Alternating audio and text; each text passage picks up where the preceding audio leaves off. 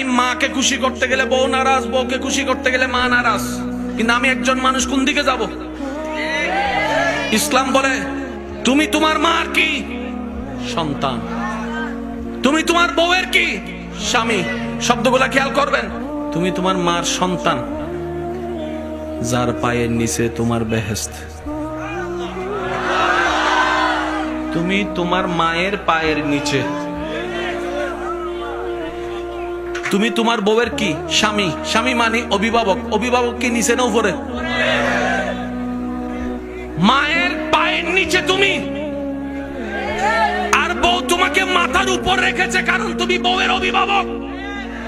তো উপরওয়ালা তো নিচের ওয়ালার মতো হয় না, নিচের ওয়ালা তো উপরওয়ালার মতো হয় না। এবার সে বলে আমি করব কি? বলে যে শুনো, তুমি মাকে মাথায় রাখো, বউকে বুকে রাখো।